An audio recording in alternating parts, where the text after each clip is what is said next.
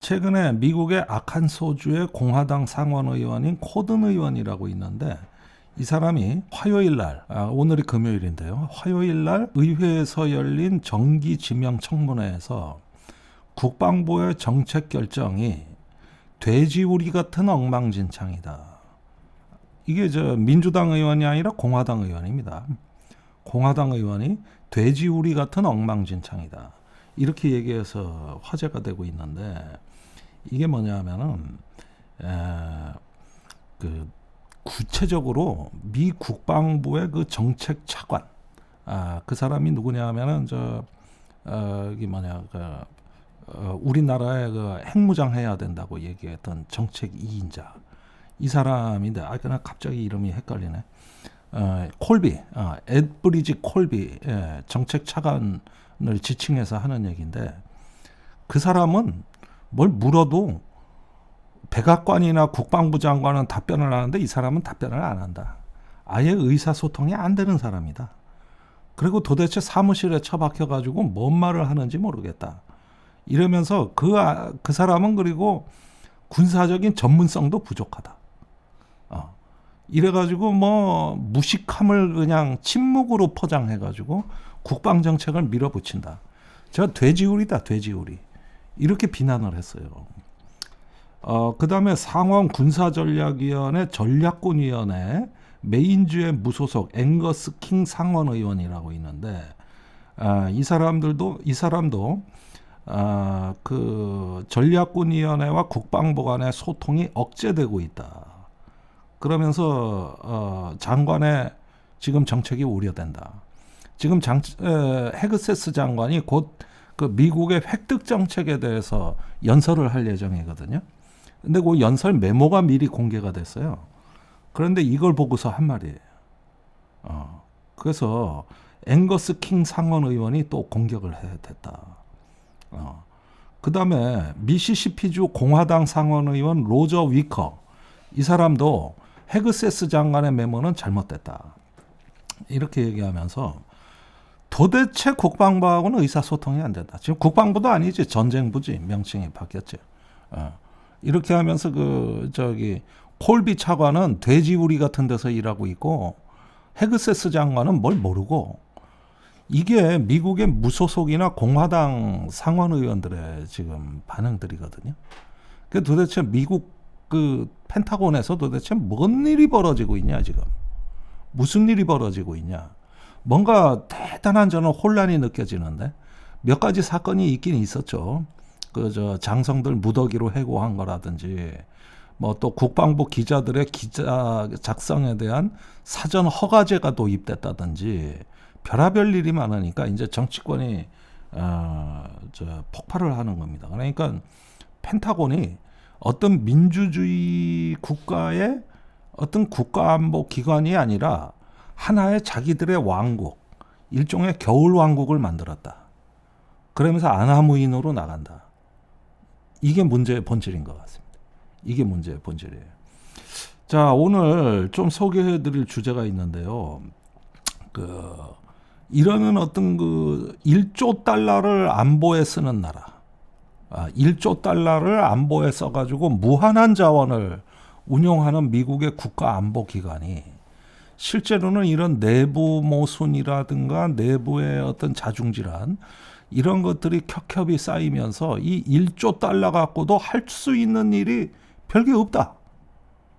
1조 달러 갖고 우리가 중국을 억제하냐 이민자를 억제하냐 도대체 1조 달러를 쓰는 이 펜타곤이 뭘 할 줄 아느냐 이런 식의 최근의 논의들이 굉장히 많아졌어요.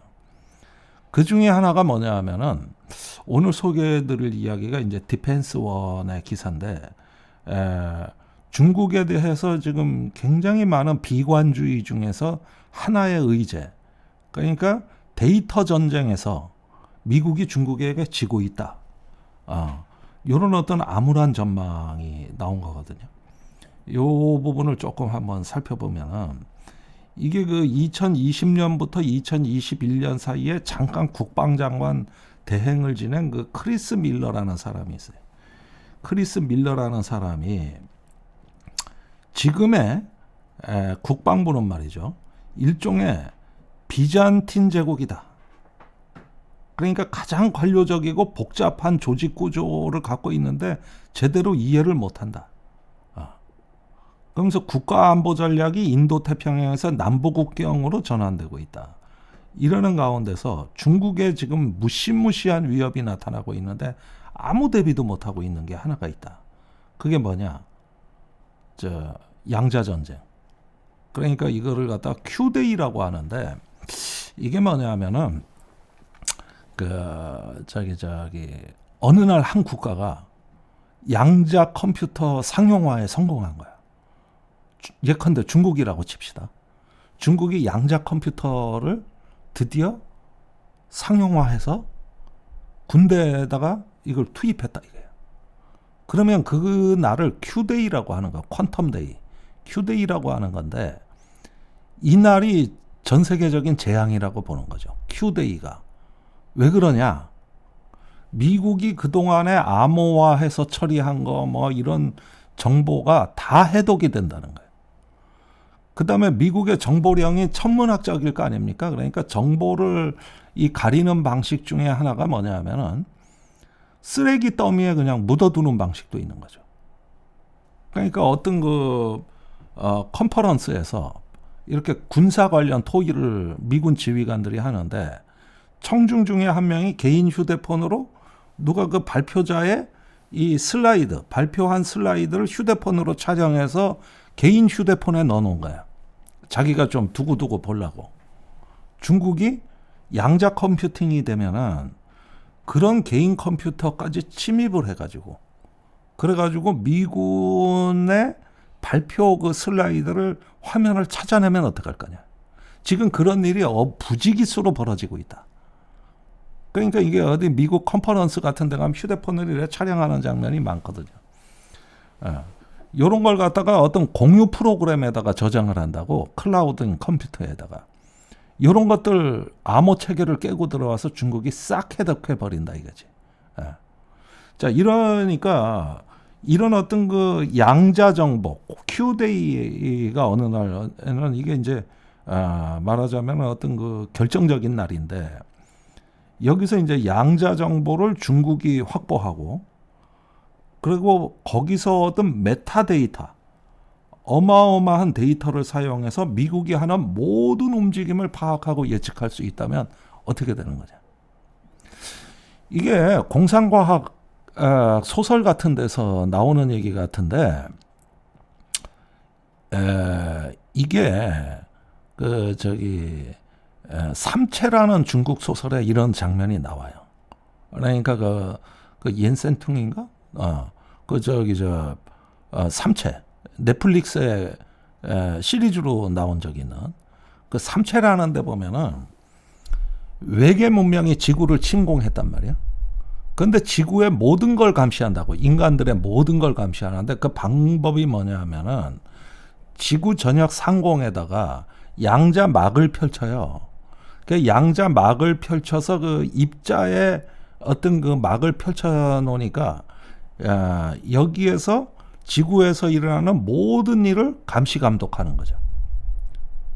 그렇게 해서 지구인들을 노예로 삼는다. 뭐 이런 그 이야기가 나오는데 이게 공상과학 소설에서는 그런 것들이 있을 수 있겠다 해서 저도 재미있게 읽었지만 만약에 중국이 양자 컴퓨팅에서 미국을 압도하면 그러면 그 큐데이가 어느 날 온다.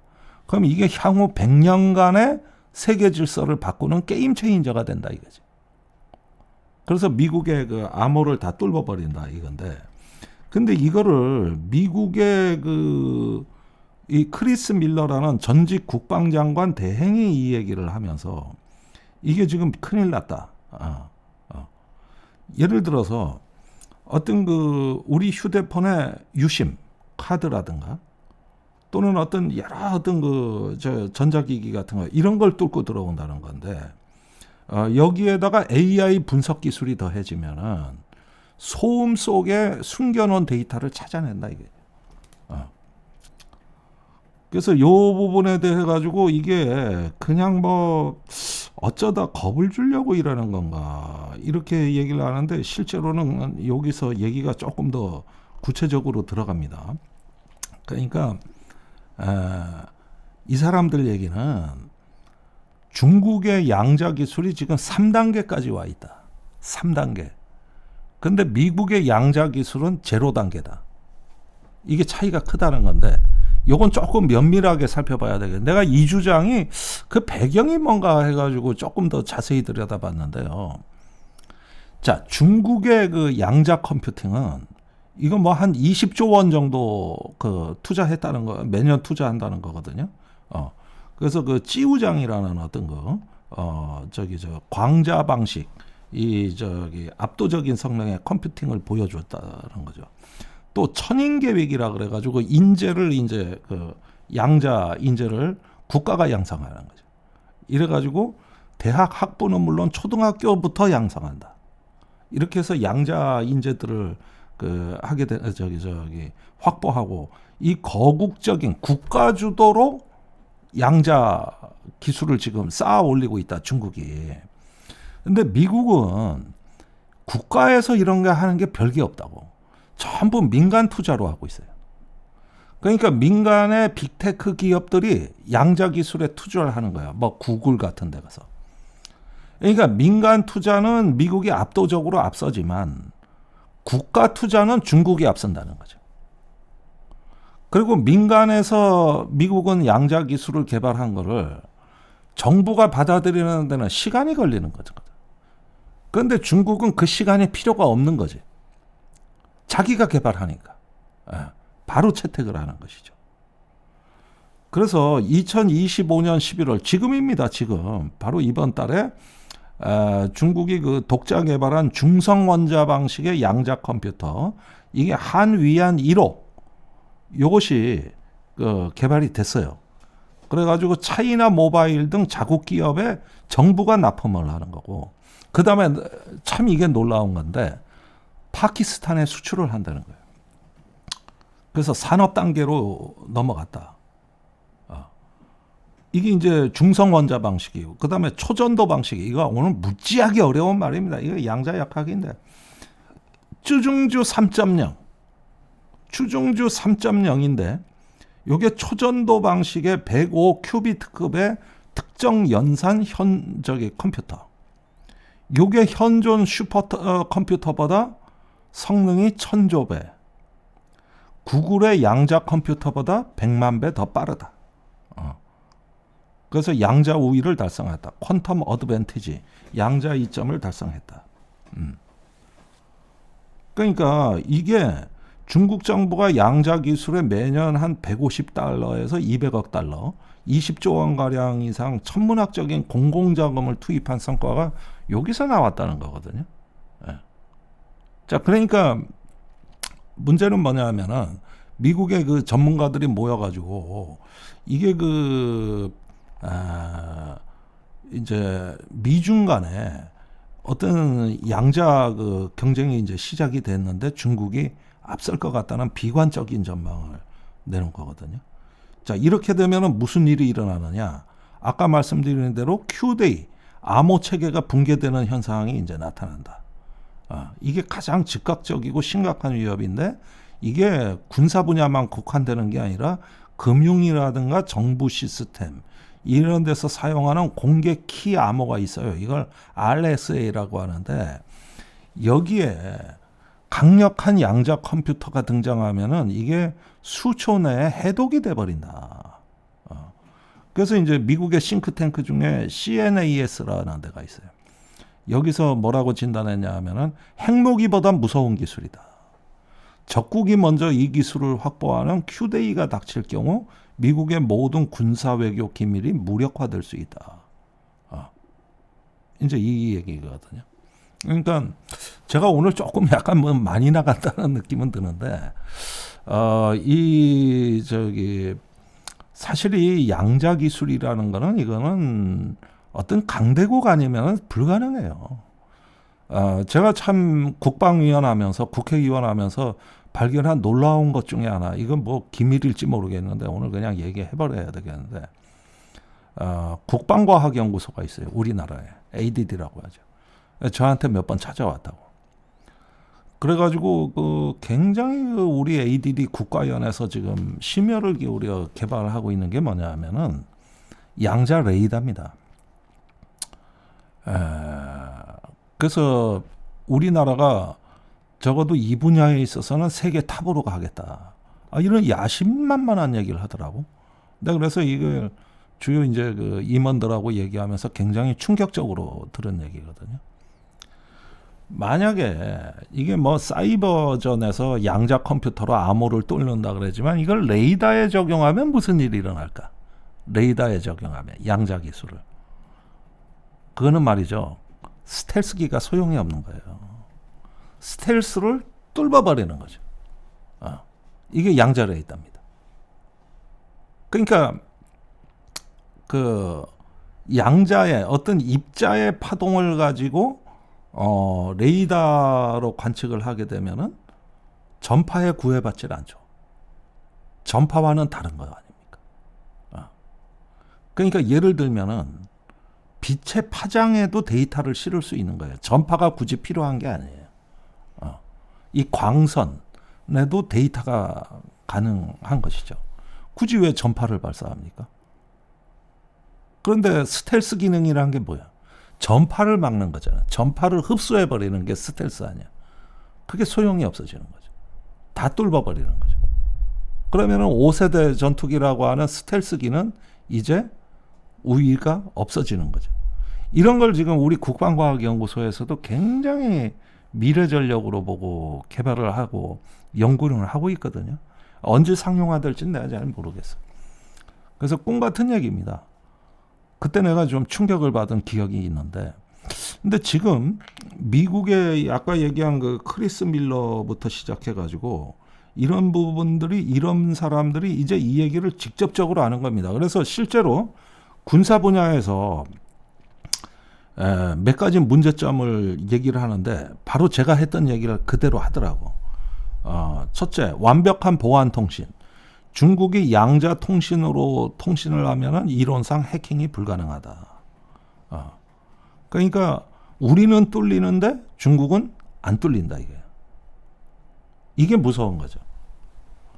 그러니까 우리가 왜 5G다, 6G다, 4G다 이런 이야기를 하는 것도 상당히 큰 지정학적인 영향을 미치는 게 뭐냐면은 나는 4G를 쓰는데 옆에 나라는 5G를 쓰거든. 그러면 무슨 문제가 생기냐? 5G를 쓰는 나라가 우리를 볼 수 있는 거예요. 반면에 우리는 못 보는 거야. 못 듣는 거야. 5G는 접근이 안 되는 거야. 그러니까 5G 나라는 우린 접근이 되는데 우리는 접근을 못 하는 거죠. 그래서 한국이 세계 최초로 5G 통신을 상용화하니까 미국이 발끈하고 나섰던 겁니다.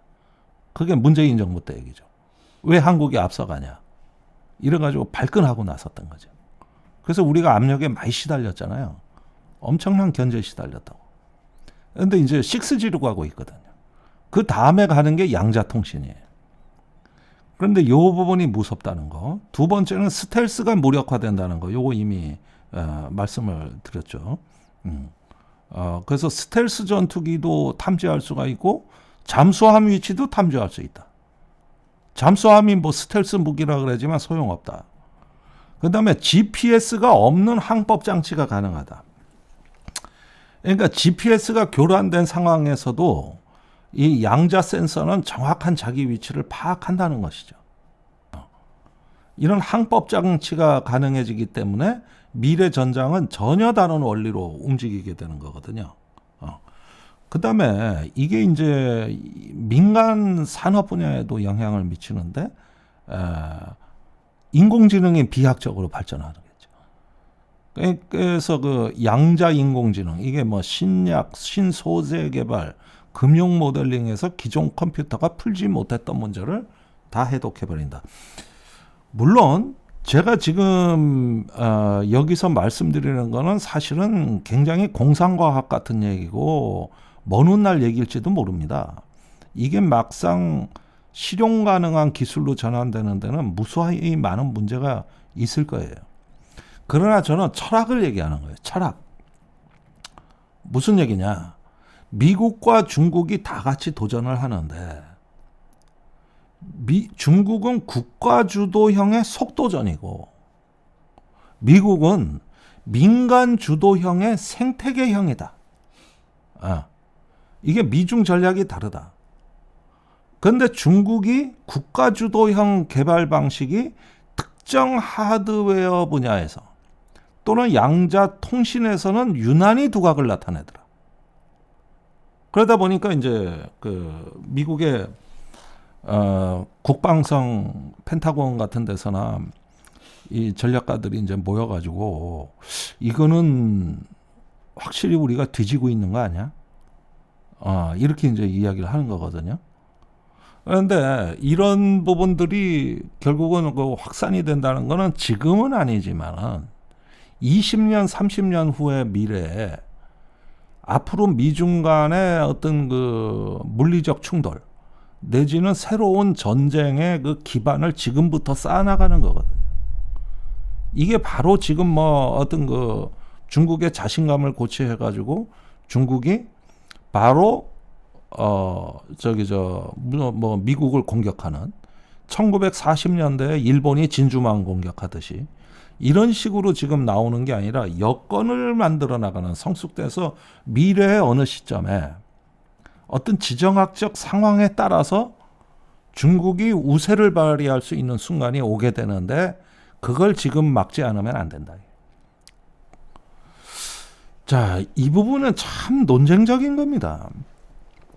그래서 이 사람들 주장은 미국도 국가주도로 1조 달러 쓰면 뭐하냐. 1조 달러 국가안보에 쓰면 뭐하냐. 우리도 좀 뭔가 게임 체인저를 향해서 가야 된다. 이제 이런 비관적인 이야기를 하고 있는 거거든요. 대책을 촉구하는 건데 이런 목소리가 실제로 미국엔 굉장히 많아요. 자, 그러면 중국이 그 정도로 위험하냐? 진짜 중국이 그 정도로 위험하냐? 이 부분에 대해서도 이제 여러 가지 얘기가 있습니다만은 사실은 이 현재 지금의 중국이 과연 미국의 패권을 갖다가 위협하는 신형 강국이냐 아니냐, 이 부분이 가장 근본적인 논쟁 아니겠어요? 근데 마이클 베클리라고 최근에 이제 포린 어페어즈에 정체된 질서와 신흥 강국의 종말이라는 글을 썼는데 이 사람이 이제 유명한 사람이죠. 우리나라에도 책이 몇 권 번역돼 있는데 이 사람 주장은 뭐냐면은 신흥 강국의 시대는 끝났다. 그러니까 중국이 미국을 대체하는 신흥 강국은 아니다. 쇠퇴한다는 거예요. 그건 몇 가지 이유가 있는데 그건 뭐 나중에 설명드리기로 하고, 신흥 강국이 아니라 정점 강대국이다. 피킹 파워다. 그러니까 중국은 지금부터 하락한다. 그런데 지금까지는 중국이 쭉 성장해 온 건 맞아요. 맞았지만 인구가 감소하고 있지. 그 다음에 중국의 지방 정부들 보면 전부 부채 문제가 심각하지. 그 다음에 국가 주도의 기술 개발을 하다 보니까 통제가 심해가지고 민간이 못 따라가고 있다. 그 다음에 지하수가 대부분 오염돼 있다. 이래서 중국은 실패 국가로 갈 가능성이 위험이 큰 나라라는 거야. 그러면 미국하고의 어떤 패권 경쟁보다는 내부 위기, 어떤 정점을 지나서 쇠퇴하는 국가, 이렇게 될 가능성이 높은데 오히려 그런 중국이 더 위험하다는 주장이에요. 그러니까 쭉쭉 앞으로도 성장할 여지가 있고 국제사회에서 중국이 내 위신이 더 올라간다고 생각하면 전쟁을 안 한다는 거예요. 근데 내가 여기서 꺾일 수도 있어. 내가 여기서 주저앉을 수도 있어. 이런 어떤 위기의식이 커지면 그때 전쟁을 한다는 거죠. 그래서 이렇게 우리가 흔히 중국에 대해서 얘기를 할 때 너무 많이 컸다. 그래서 두려워하지만은 이 사람이 보는 건 그게 아니에요. 너무 많이 커서가 아니라 더 이상 안 크기 때문에 문제라는 거예요. 그래서 이 성장의 한계 속에서 조급함을 느낀 중국이 공격적으로 돌변할 수가 있다. 그게 이제 힘의 창문이 닫히기 전에 행동해야 된다. 이런 식으로 이게 전형적인 어떤 미국식 현실주의자의 발언이거든요. 물론 상당히 논쟁의 여지가 많습니다.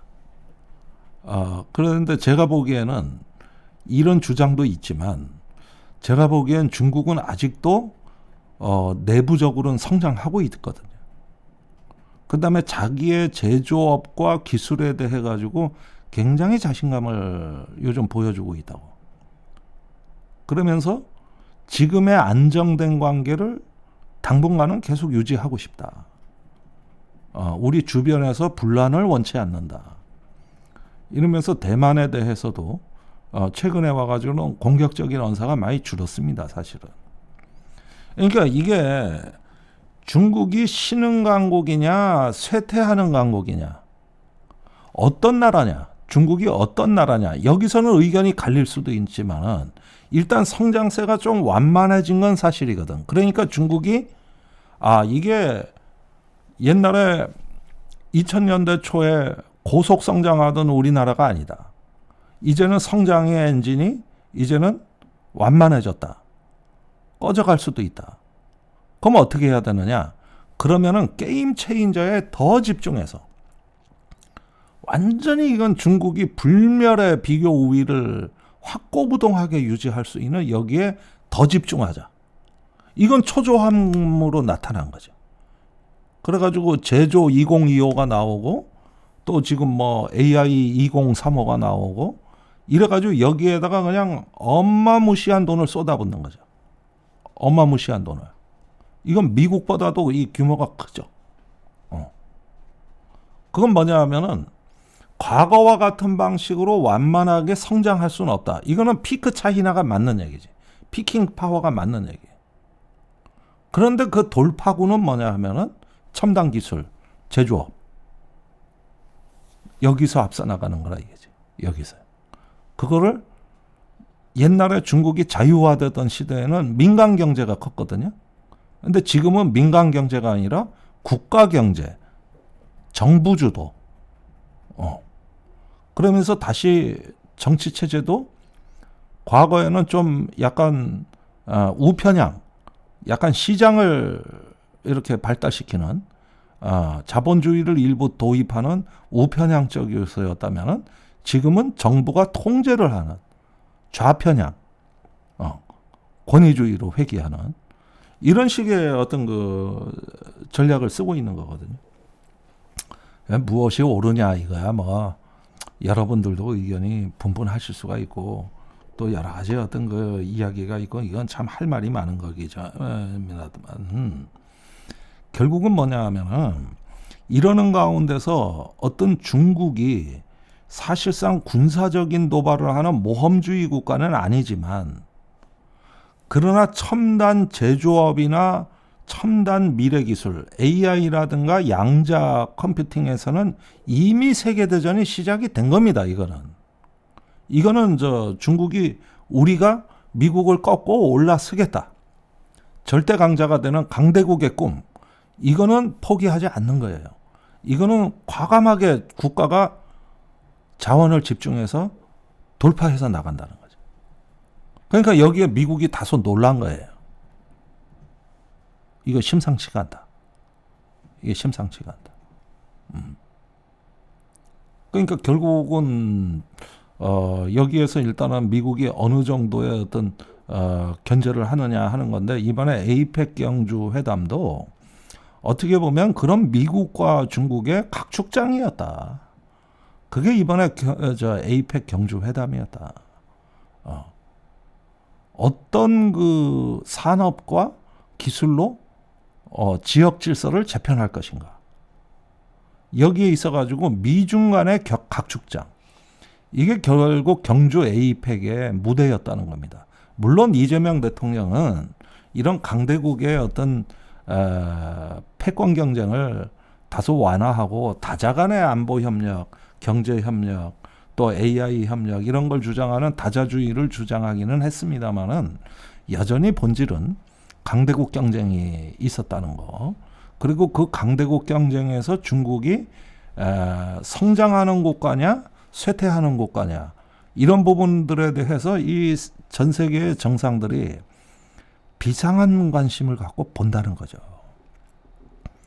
그러면서 우리 살 길을 찾아야 되는 건데 결국 아까 마이클 벨리의 이 이야기를 종합을 해버리면은 요걸 갖고 결론을 내리면 베클리 얘기는 답이 없다.